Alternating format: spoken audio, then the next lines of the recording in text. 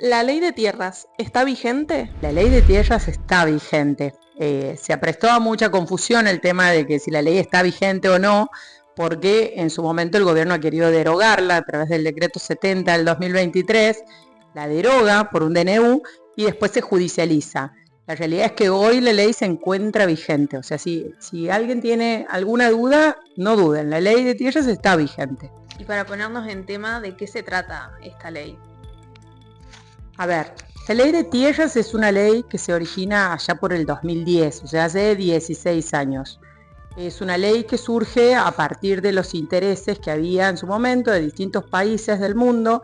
Cada vez que salía la presidenta en aquel momento, Cristina Fernández de Kirchner, con Néstor, que en su momento estaba creo que en la Cámara de Diputados, cada vez que salían del país, lo que les preguntaban, cuando querían vender, digamos, todos los ministros y demás, cuando querían vender los productos de Argentina, recibían como respuesta, en realidad nos interesan las tierras, no nos interesan los productos, ¿no? Entonces, bueno, sumado el tema, en aquel momento, en el 2010, ni siquiera se hablaba de cambio climático. ¿De qué se hablaba? Del aumento poblacional. La pandemia era impensado, digamos, un fenómeno como la pandemia.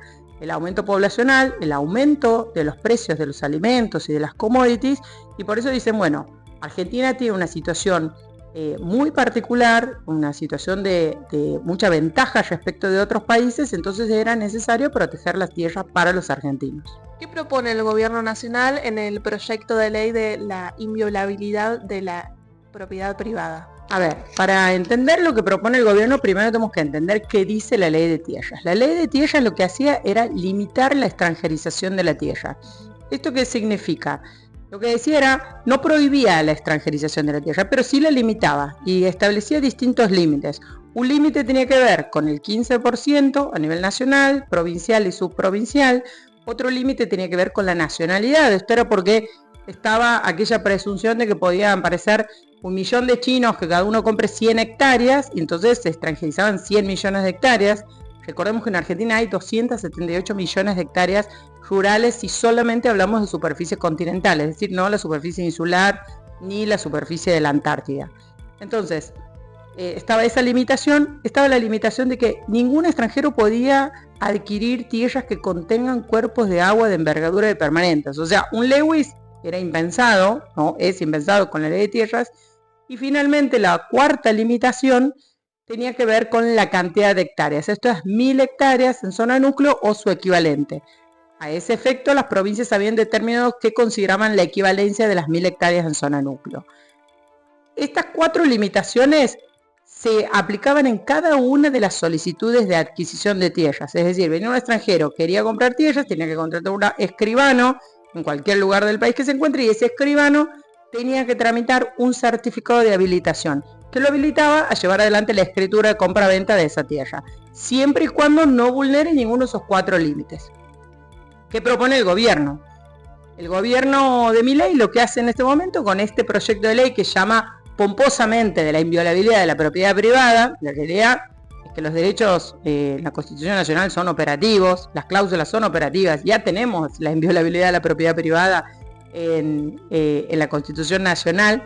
Entonces lo que hace más que nada es marketing respecto de la inviolabilidad de la propiedad privada, modifica algunas leyes, la ley de manejo del fuego, la ley que tiene que ver con el tema de los ordenamientos urbanos, como lo que se ha hecho con el FISU, el Fondo de Integración Sociourbana, modifica distintas leyes, la ley de desalojo, la ley de expropiación, pero en la realidad yo creo que el núcleo de la reforma del gobierno tiene que ver con la ley de tierras y liberar la extranjerización. Específicamente, ¿en qué consiste la reforma que está proponiendo el gobierno? Modifica el objeto, modifica el sujeto, modifica las limitaciones, deroga un montón de artículos, todos estos artículos, todas estas limitaciones que yo les he explicado acerca de artículos, los deroga el gobierno. O sea, lo que termina siendo, como ese dicho que dice, tiene 4 patas, tiene una cola y ladra, es un perro, bueno, lo que está haciendo es derogar la ley de tierras, o sea, propone derogar la ley de tierras, además que no se anima políticamente, porque sabemos que políticamente, hoy si hacemos una encuesta a nivel nacional, seguramente más del 60% de los argentinos va a rechazar la extranjerización de la tierra, Yo creo que eso es algo, de hecho hay que recordarlo, porque la ley de tierras, cuando se aprueba, tiene una amplia aceptación por parte de todos los partidos políticos. Eso no es menor. Cuando hay leyes que tienen tal consenso, me parece que es importante recordarlo, ¿no? De hecho, la ley de glaciares ha tenido mucho consenso, salvo las provincias mineras. Bueno, en este caso, la ley de tierras ha sido un acuerdo, un consenso que ha comprendido distintos partidos. ¿En qué consiste básicamente la reforma del gobierno? Lo que dicen es que los sujetos comprendidos van a ser solamente los estados extranjeros o las empresas en las cuales los estados extranjeros tengan la voluntad societaria o tengan, digamos, la mayoría accionaria. Ahora, ¿qué pasa? En un apartado del proyecto del gobierno lo que hace es dejar supeditado a la reglamentación las excepciones para estos casos, en los casos en que se comprometa la soberanía y la seguridad nacional. Primero, la soberanía y la seguridad nacional no lo puedes dejar librado a una reglamentación en manos del Poder Ejecutivo. ¿Quién? Sturzenegger va a venir a decir cuáles son las excepciones y teniendo en cuenta la seguridad nacional y la soberanía. Justamente Sturzenegger. La realidad es que lo que hace el gobierno es decir, bueno, va a ser a la carta la excepción, o sea, porque la verdad que la reglamentación te determina las excepciones cuando tienen que estar establecidas en la ley. Eso es lo que marca lo que dice la Constitución, lo que dice también la técnica legislativa. Vos no dejas excepciones, que son las partes importantísimas de una ley, supeditadas a la reglamentación. Y segunda parte, tipo, si deja librado a la carta, al menú, digamos, de estas excepciones, ¿quién va a estar obligado? Probablemente nadie. Entonces es lo mismo que derogarla. Lo que pasa es que no se animan a decir estamos derogando la ley de tierras.